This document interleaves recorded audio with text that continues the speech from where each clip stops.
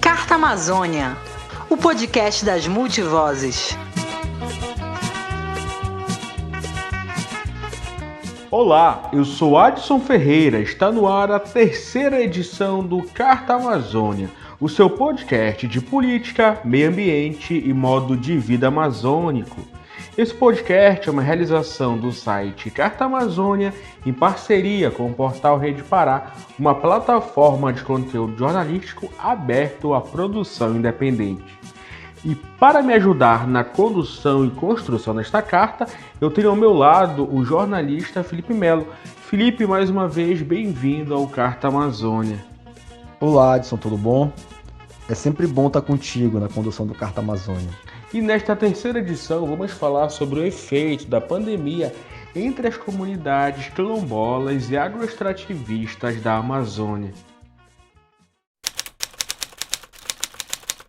A pandemia atinge de forma mais intensa as populações vulneráveis, sejam elas periféricas, indígenas ou quilombolas. E o pior é que faltam dados oficiais para identificar o impacto. Segundo o levantamento da CONAC, Coordenação Nacional de Articulação das Comunidades Negras Rurais Quilombolas, em parceria com o ISA, Instituto Socioambiental, já foram confirmados 4.895 casos de Covid-19 nos territórios quilombolas do país. O monitoramento, feito de forma autônoma, também mostra que a maioria desses casos se concentram na região amazônica. Esses dados são do dia 1º de fevereiro de 2021, data de gravação desse podcast. Vale lembrar que essas informações são coletadas junto às lideranças quilombolas de territórios de todo o país. Para saber mais sobre esses números, acesse o site quilombosemcovid19.org. E para entender melhor sobre esse tema, vamos ouvir o depoimento da coordenadora executiva da CONAC, Sandra Andrade. Nessa entrevista, concedida durante o lançamento do Observatório da Covid-19 nos quilombos do Brasil, ela relata como tem funcionado o atendimento de saúde nesses territórios durante a pandemia. A gente está lutando para que o nosso povo possa ter o mínimo de atendimento. Eu sei que isso acontece no Brasil inteiro. É com as pessoas das periferias, é com as pessoas das favelas. Acho que até hoje nenhum quilombola conseguiu fazer o teste. Só quando morreu disso. É um descaso total, né, das autoridades, dos governos, com essa população. A gente até pensa, eles juraram de nos matar e nós juramos que nós não vamos morrer. Esse racismo institucional que a gente luta há bastante tempo está fazendo com que a gente entre um pouco em desespero. Porque esse vírus, nós não sabemos nada dele. Nós temos a nossa medicina tradicional. Nós fazemos nossas benzeção, mas esse vírus veio da onde? Qual é a orientação, além da quarentena, de se resguardar? Quem que tem um dado específico para orientar o nosso povo, para além da quarentena, de ficar dentro de casa? Fora os desrespeitos das pessoas que, mesmo a gente estando em quarentena, tem a coragem de estar batendo nas portas dos quilombos e levando esse vírus. Não respeitam que os quilombos estão de quarentena, não respeitam a liderança falar que não está recebendo visita, estão invadindo os quilombos. Aí a gente vai pedir ajuda das autoridades e essa ajuda, você manda ofício, mais ofício e a resposta até hoje não chegou. Para pedir uma ajuda, para proteger essas comunidades. Nós já estamos pensando, nós vamos resistir sim a essa pandemia, que nós estamos obtendo as ajudas de apoiadores, doações que estão chegando até essas comunidades, não pelos órgãos federais, mas pelas organizações, pelas pessoas que são sensíveis à causa e estão socorrendo essas comunidades. Outra situação que não pode deixar de ser analisada nesse cenário de pandemia é a política do governo Bolsonaro destinada às comunidades quilombolas. Segundo a CONAC, o atual governo diminuiu consideravelmente o número de certificações de comunidades quilombolas no país. No ano passado, foram emitidas 70 certificações, o número mais baixo desde 2004, quando foram estabelecidas as regras atuais de certificação. E para comentar sobre esse assunto, a nossa equipe conversou com Maria Helena Dias, coordenadora da CONAC. A Maria Helena mora no território quilombola Vão Grande, no estado do Mato Grosso, e atua como educadora na própria comunidade. Ela explica como os moradores dos quilombos têm enfrentado a política ambiental do governo federal. A gente vem sofrendo, com as questões ambientais, principalmente no governo Bolsonaro, por ter cortado vários recursos, por ter negado vários direitos às comunidades tradicionais, e isso afeta muito a vida, das nossas comunidades. Nós quilombolas somos prejudicados principalmente pela falta da titulação das terras, A gente sabe que no Brasil poucas comunidades têm seu título, E a dificuldade em acessar recursos, principalmente, para a melhoria das nossas comunidades, ela meio que cessa nesse governo. Então, a gente tem enfrentado diversas dificuldades para a sobrevivência mesmo, porque por muitos e muitos anos, historicamente, nossas comunidades elas são invisíveis, agora elas se tornaram muito mais invisíveis, ameaçadas, E isso acaba que prejudica a nossa vida em comunidade. Nosso cotidiano de vida é ameaçado pelo agronegócio, é ameaçado pela grilagem de terra e agora ameaçado pelo governo, Aquele que deveria defender, aquele que deveria titular as nossas terras, ele cria leis que prejudicam as comunidades. É importante lembrar que quilombolas são alvos recorrentes de Bolsonaro. Há registros de declarações racistas quando ele ainda era deputado federal, quando estava em pré-campanha presidencial e mesmo depois de eleito presidente. Eu fui num quilombola em Eldorado Paulista. O afrodescendente mais leve lá pesava 7 arrobas. Não fazem nada. Eu acho que nem para procriadores serve mais. Mais de R$1 bilhão por ano gastado com eles. Exatamente, Felipe. Bolsonaro chegou a ser processado por racismo devido a essa fala que ouvimos agora há pouco, mas foi absolvido. Aliás, falando em racismo, o atual presidente da Fundação Palmares, Sérgio Camargo, também coleciona publicações de ataques e ofensas a membros do movimento negro e da militância antirracista. A Fundação Palmares é o órgão responsável pela emissão das certificações e pela defesa dos valores históricos e sociais dos negros no país. Mesmo com todos os ataques preconceituosos do atual gestor, a Fundação Palmares nega a existência de um racismo estrutural no Brasil. Maria Helena, como essa política de racismo institucional tão explícita nas ações da atual gestão da Fundação Palmares afeta as comunidades quilombolas da Amazônia? Todas as comunidades quilombolas elas são afetadas com esse governo, um governo que invisibiliza, que ameaça, que maltrata, Isso se chama racismo institucional. Trazendo esses projetos para dentro das comunidades, as comunidades elas vão se acabando, elas vão morrendo.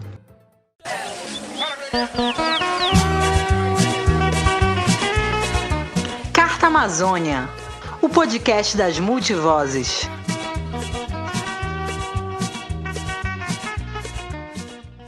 Você está ouvindo Carta Amazônia, o seu podcast de política, meio ambiente e modo de vida amazônico. Neste programa, a gente discute o efeito da pandemia entre as comunidades quilombolas e agroextrativistas da Amazônia. No bloco anterior, ouvimos os relatos das lideranças quilombolas Sandra Andrade e Maria Helena Dias, que falaram sobre as dificuldades que as comunidades têm enfrentado nesse momento da pandemia. Exatamente, Adson.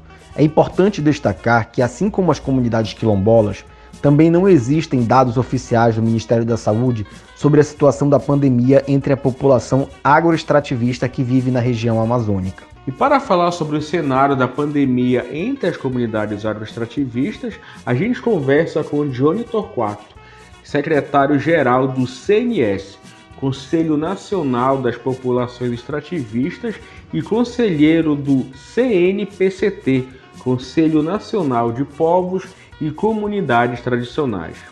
Johnny, obrigado pela sua participação. Seja bem-vindo ao Carta Amazônia.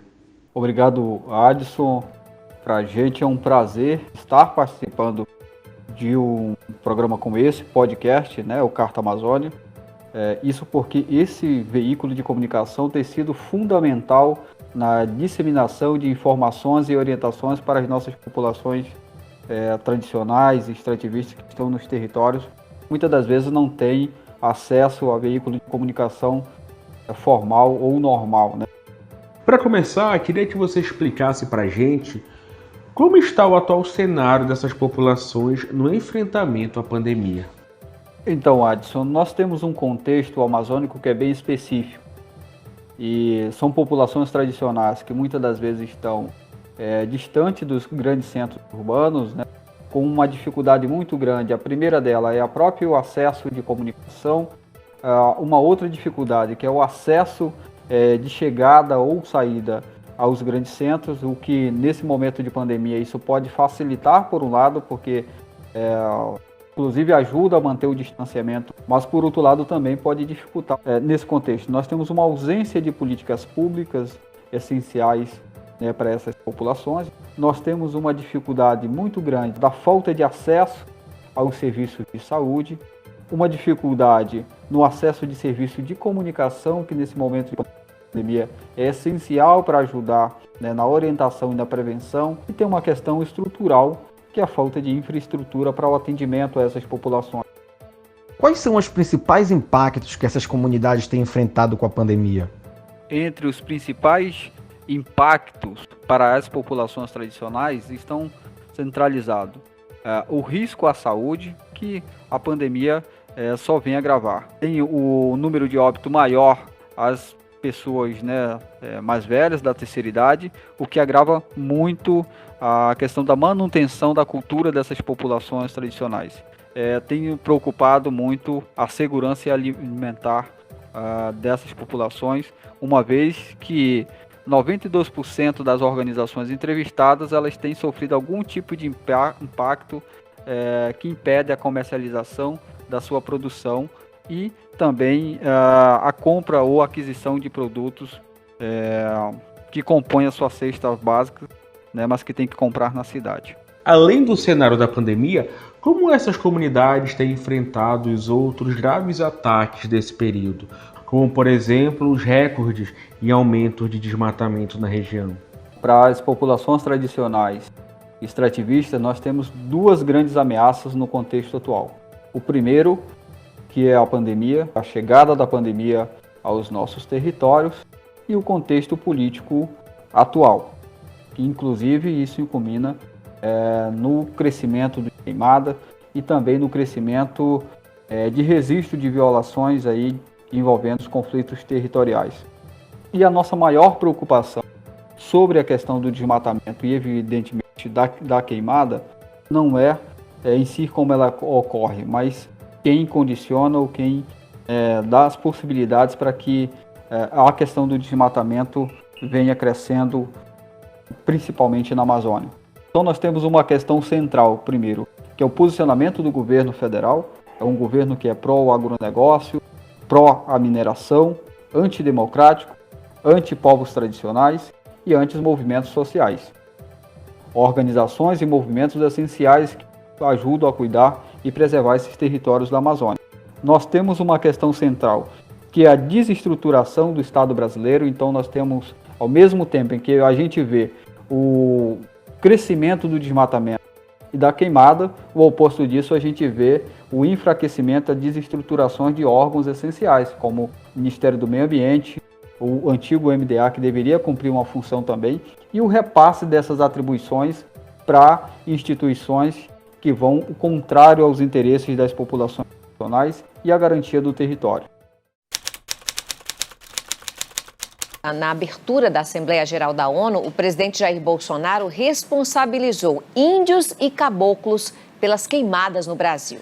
Bolsonaro disse ainda que o Brasil é vítima de uma campanha internacional de desinformação e defendeu as medidas tomadas pelo governo durante a pandemia. Nossa floresta é úmida e não permite a propagação do fogo em seu interior. Os incêndios acontecem praticamente nos mesmos lugares, no entorno leste da floresta, onde o caboclo e o índio queimam seus roçados em busca de sua sobrevivência em áreas já desmatadas. Os focos criminosos são combatidos com rigor e determinação. Mantenho minha política de tolerância zero com o crime ambiental. Em uma questão central também, nós vemos o enfraquecimento dos órgãos de atuação, mudanças na prioridade de financiamento, mudança nas diretrizes de atuação desses órgãos que deveriam fazer a proteção e a gestão desses territórios e a reestruturação da sua atuação. Então, o exemplo da GLO, da Lei de Garantia e a Ordem, e também o Conselho Nacional da Amazônia, nós vemos uma mudança de competência que deveria ser específico do ICMBio, da FUNAI e do IBAMA, passando esse comando para o Exército. E a gente vê que essas atuações não têm conseguido frear o desmatamento nem as queimadas nos territórios. Um ponto que vale a pena destacar nessa questão é a tentativa clara do governo de fazer a flexibilização das legislações ambientais e favorecendo, ao contrário disso, também atividades exploratórias na região.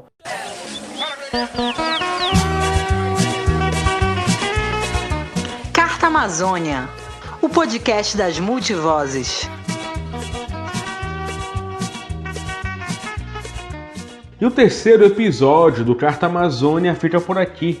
Agradeço mais uma vez ao Dione por essa importante contribuição sobre esse tema tão essencial para a gente entender a pluralidade da região amazônica.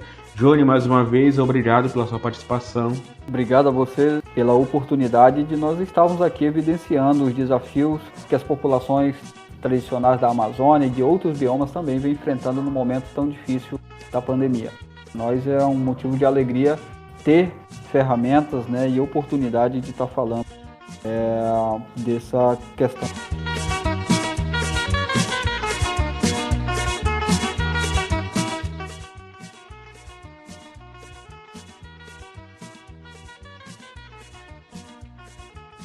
E antes de me despedir do Felipe Melo, uma curiosidade sobre o extenso vocabulário da Amazônia.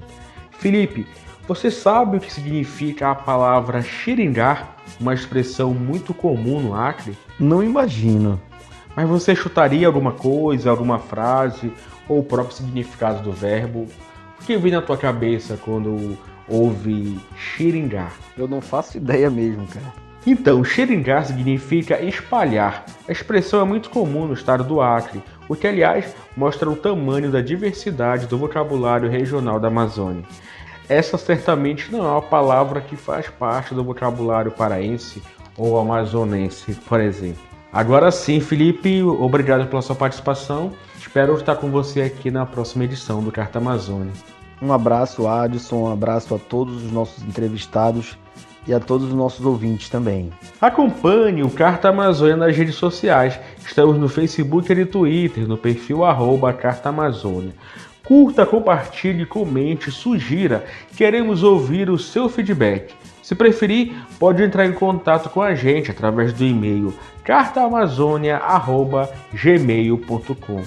Este podcast é uma realização do site Carta Amazônia em parceria com o portal Rede Pará. A direção, montagem e mixagem do programa são do Heraldo Paulino, as vinhetas e efeitos sonoros são do Oirã, a edição é minha, Adson Ferreira, e a produção é do meu colega de bancada, Felipe Melo. Muito obrigado a todos que nos acompanharam nessa jornada e até a próxima edição.